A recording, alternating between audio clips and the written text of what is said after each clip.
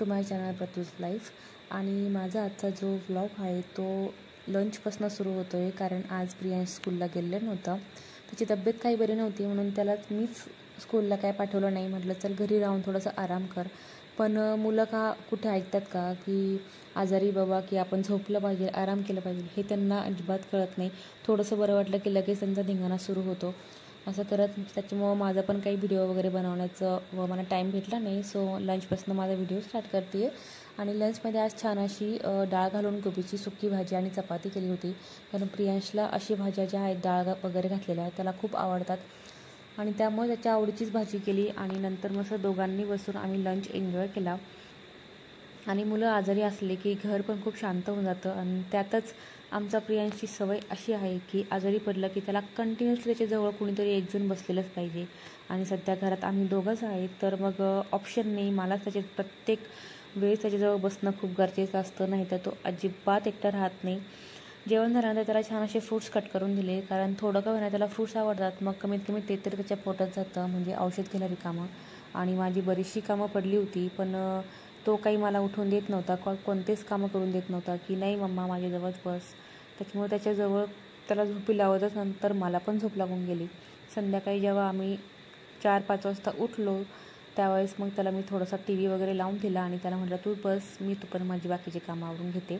आणि घरात जेव्हा तो आलेला असतो तेव्हा पूर्ण घर शांत होऊन बसतं आणि तो अजिबातही काही नखरे वगैरे करत नाही। जोपर्यंत बरं वाटत नाही तोपर्यंत मस्त एका ठिकाणी बसून असतो, ब्लँकेट घेऊन आपलं काहीच त्रास नसतं। पण थोडं बरं वाटलं की परत घरामध्ये पुन्हा धिंगाणा सुरू होऊन जातो।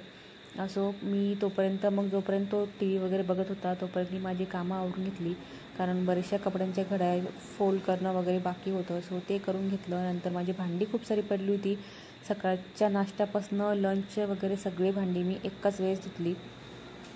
आणि हे करतच लगभग संध्याकाळ होऊन गेली ती, कारण मध्ये त्याच्या पण काही रिक्वायरमेंट असतात की मम्मा हे पाहिजे ते पाहिजे, आणि 2 मिनिटाचं बसायचं, मग त्याला खूप डोकं दाबून द्या, हे करा ते करा। सो असं करत माझे बाकी कामं आवरून घेतली।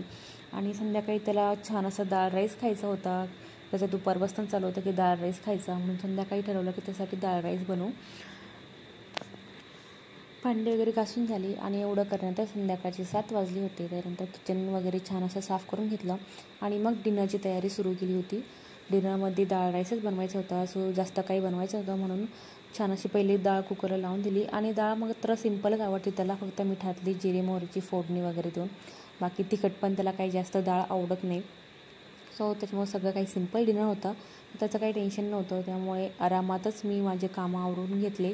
छान अशी प्रियांसाठी जशी त्याला आवडते तशी डाळ आणि राईस बनवून घेतला। आणि नंतर माझं पण काही काम होतं, जसं की आरीवर्कचं वगैरे थोडंसं काम बाकी होतं, ते पण करून घेतलं। आणि त्यानंतर जसं माझं डिनर रेडी झाला, सो पहिले मी प्रियांशला जेवू घातलं, कारण त्याला खूप भूक लागली होती, कारण आता टॅबलेट वगैरे घेतल्यानंतर भूक तर लागतेच। सो त्याला मी पहिले डाळ राईस जो आहे तो छान असा खाऊ घातला। दोघांचाही डिनर झाल्यानंतर मी माझे किचनचं काम वगैरे आवरून घेतलं आणि त्याच्यासोबत थोड्या वेळ बोर्ड गेम खेळत बसले, की त्याचा पण थोडासा टाईमपास आणि मूड फ्रेश होतो म्हणून। आणि असं करतच आमचा मग झोपेचा पण टाईम झाला होता, सो त्याला पटकन औषध दिले आणि त्याला झोपी लावलं। तर असं होतं माझा आजचा व्लॉग। कसा वाटला प्लीज कमेंटमध्ये नक्की सांगा। व्हिडिओला लाईक करा, शेअर करा आणि चॅनलला सबस्क्राईब करा। Thank you so much for watching my video. Bye bye.